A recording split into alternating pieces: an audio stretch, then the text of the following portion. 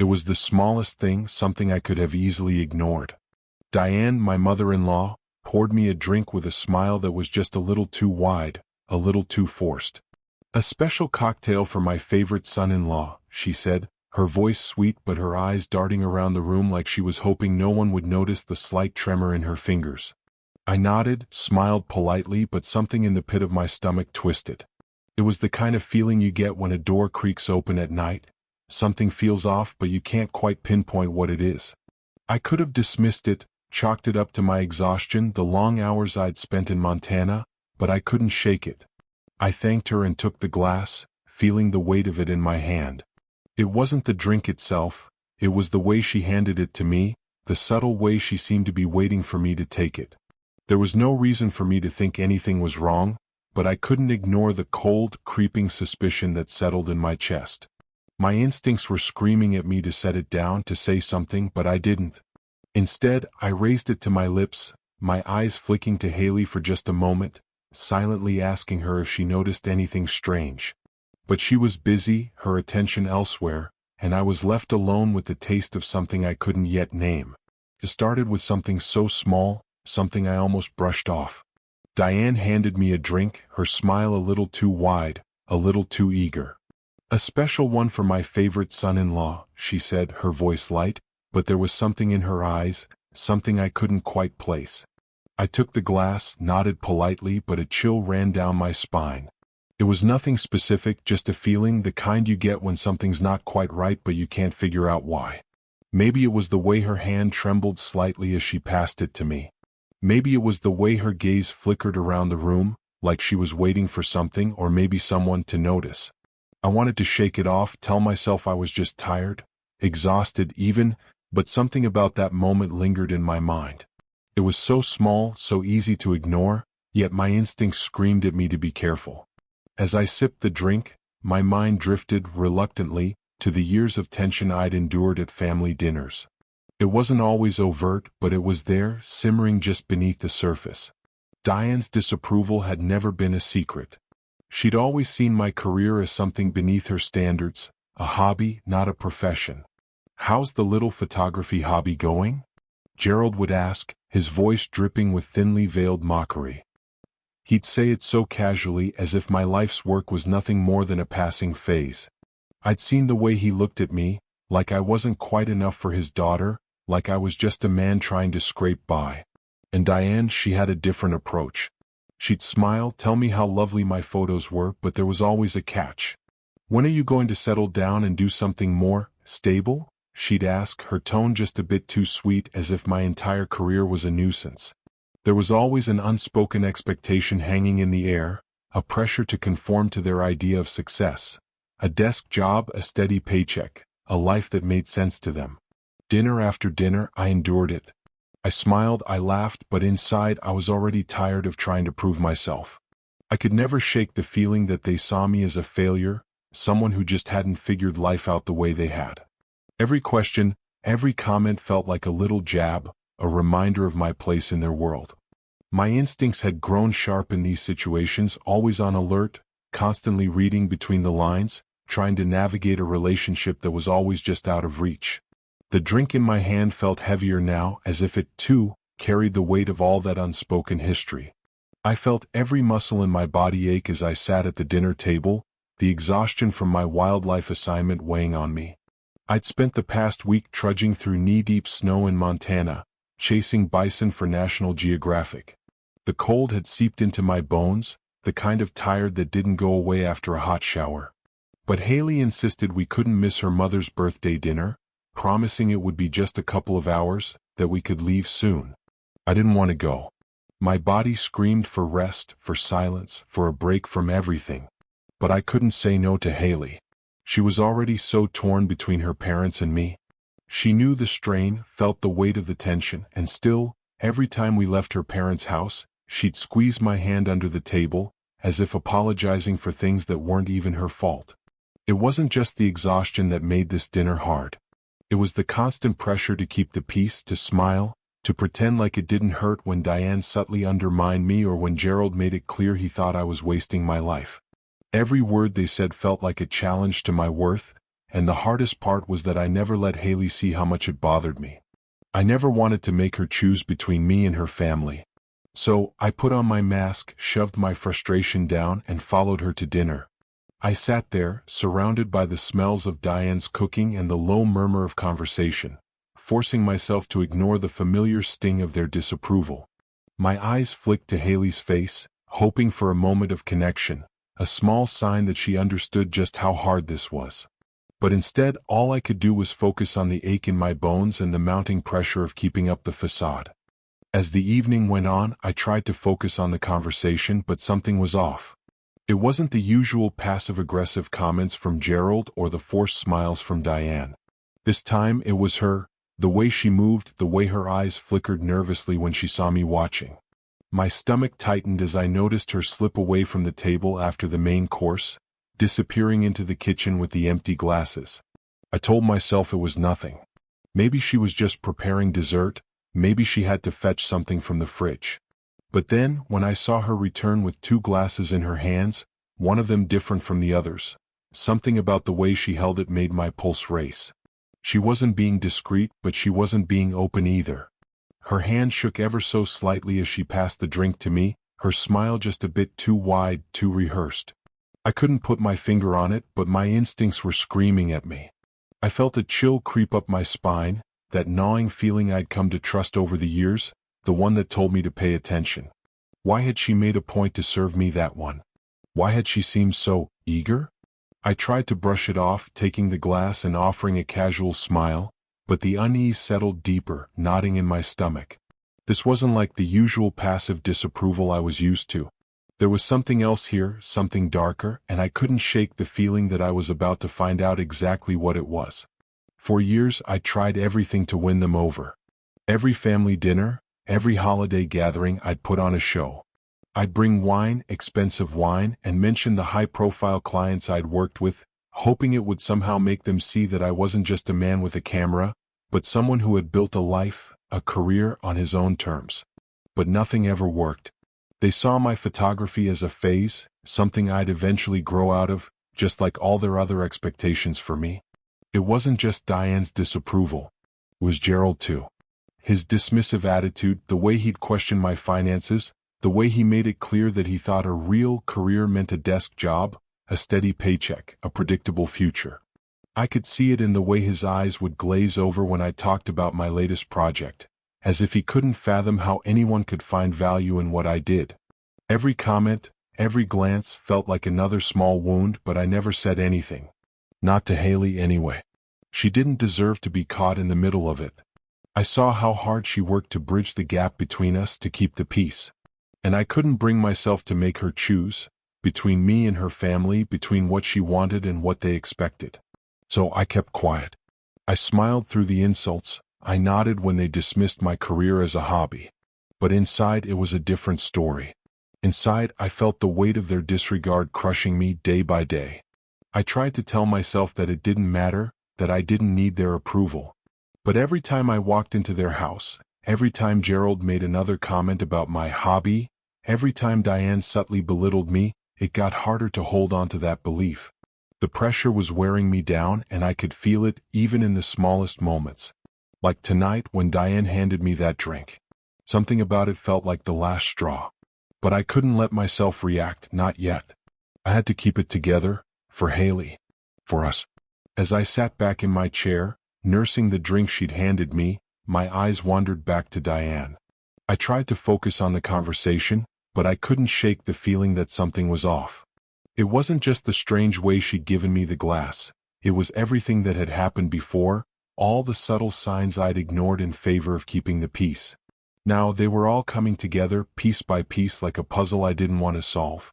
I watched Diane slip away again, this time into the kitchen, her movements swift and deliberate. She was gone for just a moment, but when she returned, I noticed it. She had 2 glasses in her hands, both the same, but one just felt different. The way she passed it to Gerald, with a nervous glance toward me, set my nerves on edge. I tried to dismiss it. Maybe I was just being paranoid, maybe it was just the exhaustion, but my instincts weren't letting me off the hook. Gerald took the glass, barely glancing up as he sipped from it. I watched him for a moment, trying to focus on something else, but my eyes kept drifting back to him. The glass in his hand, the way he held it just a little too tightly, as though he was trying to hold on to something beyond the drink itself. And then it happened. His face changed.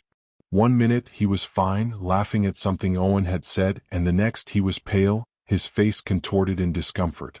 He pushed away from the table, muttering something about feeling sick. The sounds that followed, the sudden rush to the bathroom, were enough to make my blood run cold. My mind raced. The connection was too clear to ignore now. I hadn't drunk from that glass, but I had a sickening feeling that I was meant to. The tampered drink wasn't just for me, it was meant for both of us. Diane's intentions were becoming painfully clear, and yet I still didn't understand why. I sat there in stunned silence, my heart pounding as Gerald's illness echoed through the house. I didn't react, didn't let myself show any sign of what I was beginning to understand. But inside something was shifting. I wasn't just a victim in this, it was becoming clear that I was a target. The days after the dinner passed in a blur, but my thoughts were anything but clear. I couldn't shake the image of Diane in the kitchen, the way she'd slipped something into my drink. Something that wasn't just a garnish or flavor, but something that had been meant for me. I kept playing it over in my head, wondering if I was just imagining things. But the knot in my stomach told me otherwise. That's when I decided to take action. I contacted Jason, an old client of mine who ran a toxicology lab. He owed me a favor, so I didn't hesitate to drop the glass off for testing. I knew what I suspected, but I needed proof. I needed to know exactly what was in that drink, what Diane had put into it. 3 days later, Jason called. His voice was calm, but I could hear the weight in it. Julian, there were benzodiazepines in that drink. Not lethal, but enough to knock someone out for hours. Maybe cause some memory loss. I let the words sink in. Diane hadn't just tried to hurt me, she tried to incapacitate me. I wasn't sure if it was a momentary lapse in judgment or something darker, but in that moment, I realized how far she was willing to go to manipulate me, to control the narrative in her own twisted way. I took the report, the undeniable proof of her intentions, and held on to it like a lifeline. The anger that had been simmering under the surface finally bubbled to the top. This wasn't just about a drink or a family dinner. It was about control, her need to keep Haley dependent on her, to keep me out of the picture. And I wasn't going to let it go any longer. I knew now that I had to confront her, but the question was, how? How could I expose her without destroying everything in the process? I looked at the toxicology report again, my resolve hardening. I had the truth. Now it was time to make her face it. The following Saturday, I found myself standing in Diane's pristine living room, the weight of the toxicology report burning in my pocket. She had no idea what was coming. I could feel the tension in the air, a kind of silence that hung between us, thick and heavy. It wasn't just the room that was still, it was everything. The calm before the storm. Diane greeted me as if nothing had changed, the same practiced smile on her lips, the same air of control in her movements. "Are you ready to take those photos for my social media?" she asked, her tone light, almost too casual. I nodded, but the camera bag felt heavier than ever on my shoulder. I didn't want to waste time on pleasantries. "I thought you might want to see this," I said, pulling the envelope from my bag and handing it to her. Her eyes darted to the envelope, then back to me, her face stiffening as she took it from my hand. She opened it slowly, scanning the contents. I watched her hands tremble as she read the toxicology report, proof that she had tampered with my drink. The evidence was irrefutable, and as she read it, I saw the color drain from her face. Her eyes met mine across the room, and for the first time, she didn't look like the calm, controlled woman I'd known. She looked cornered, exposed. "This is absurd," she whispered, her voice shaking slightly. "I would never." "We both know what happened, Diane," I cut her off, my voice calm but firm. "I don't know why you did it, but I do know that you owe Gerald the truth. It's time to stop hiding behind your lies." Her face hardened, her eyes narrowing as if bracing herself for a fight. "You think you can just come in here, accuse me, and demand I tell Gerald the truth?" she said, her voice cold now, laced with venom. "You have no idea what you're talking about." But I wasn't backing down. "I'm not here to argue," I said, stepping closer. I'm here to tell you that you will tell him the truth, or I will. And then I'll let Haley decide what kind of relationship she wants with you after all of this comes out." Her lips trembled as she stood there, the tension in the room palpable. For a moment, neither of us spoke. She just stared at me, her eyes full of defiance but also something else, fear. Fear of losing control. And for the first time in all the years I'd known her, I felt like I had the upper hand. I waited, watching her every move. "It's over, Diane," I said, my voice cutting through the silence. "This game you've been playing ends today." The weeks that followed were a blur of uncertainty, but each piece of the puzzle clicked into place with a finality I hadn't anticipated. Diane and Gerald had been pulling the strings for years, manipulating Haley's life in ways I hadn't even begun to understand. It wasn't just me they'd been trying to control, it was her too. Every subtle comment, every undermining gesture, it was all part of their plan to keep her dependent on them, to keep her from fully embracing the life we had built together. I thought I knew the worst of it, but when the video footage surfaced, when I saw the way they'd carefully planted seeds of doubt in her mind about me, about us, it hit me harder than I expected. The realization that they had done this before, that they'd driven away every person who posed a threat to their vision of Haley's life, was a cold slap in the face. It wasn't just about the drink, or the constant undermining. It was about years of control, of manipulation masked as love. The footage Vanessa had sent me, showing Gerald and Diane discussing their plans, their strategies to break us apart, was a final, undeniable truth. It wasn't just Haley they had been trying to control, it was everyone who mattered to her. I thought exposing the truth would be the answer, would be the moment everything would shift.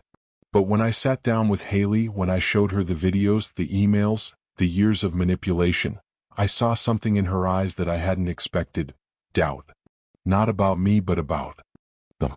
She couldn't reconcile the parents she had loved with the people they had actually been.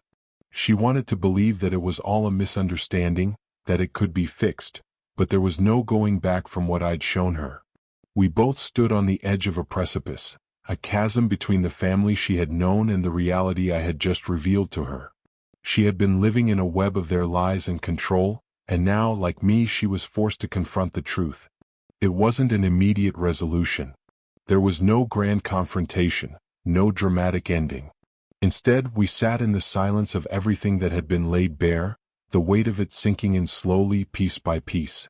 I watched Haley process everything, her emotions shifting from disbelief to anger to sorrow. She was torn between the family she had always known and the man she had chosen to spend her life with. I had exposed the truth, but it wasn't the victory I had imagined. There was no joy in seeing them for who they truly were. There was only a painful understanding that we'd been living in a world of doubt and manipulation for far too long. In the quiet that followed, we didn't speak about the future. We didn't need to. The decision had already been made. The truth was out, and now it was time for us to move forward, together. But it wasn't a simple journey, and I knew it wouldn't be easy. It would take time, but for the first time I felt the weight lifting off me.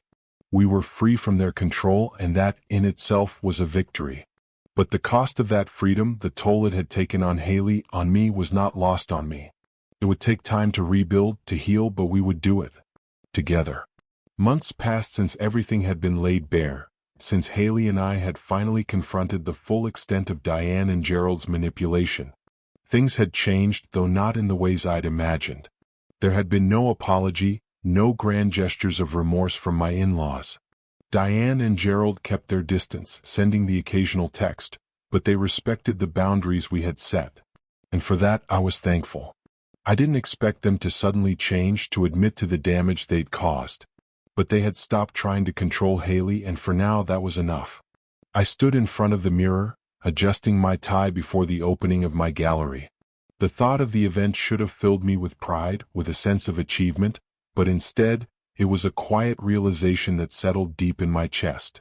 My success, the things I had built on my own, had come at a price. That price had been the years of my in-laws' disregard for me, for my career, and for my relationship with Haley. But it had also come with lessons. Hard, painful lessons about standing firm, about not letting anyone dictate who I was or what I was capable of. Haley came up behind me, her hand resting on my shoulder, her voice soft. You ready for this? I nodded, offering a small smile. Yeah, let's go. As we drove to the gallery, I reflected on how much had shifted inside me. I had spent so many years seeking their approval, trying to fit into their mold of success, of what they thought was right. I had believed that success meant getting them to accept me, to see me for who I truly was. But now, standing here, it was clear to me that real success wasn't about proving anything to anyone. It was about standing by what I knew was true, even when it was hard. It was about finding peace in my choices and staying true to who I was, regardless of their disapproval. The gallery was filled with friends, clients, people who genuinely respected my work. As I walked around, showing them the images I had captured over the years, I felt a quiet sense of accomplishment, not just in my career but in my life. The walls were lined with photographs, each one a story of my journey, of what I had created and fought for. Later that evening, after the crowd had thinned and the gallery was closing up, Diane and Gerald came through the door. They didn't stay long, just a quick stop to see what I had built. Diane held Eliza for a few moments under Haley's watchful eye, and Gerald nodded toward the photographs with genuine approval, offering a handshake that, for once, didn't feel laced with condescension. They left quietly, without offering any unsolicited advice about my business, without questioning my choices. And in that moment, I realized that I didn't need their approval anymore. Their toxic control over Haley's life, over our lives, had finally ended. And though they hadn't changed, I had. I looked at Haley as we locked up the gallery that night. Her eyes were soft, thoughtful. "Do you think they've changed?" she asked, the question lingering in the air between us. I thought about it for a moment, then shook my head. "No," I said simply. "But they've accepted that they can't change us. And sometimes that's enough." We left the gallery hand in hand, Eliza sleeping peacefully in her stroller.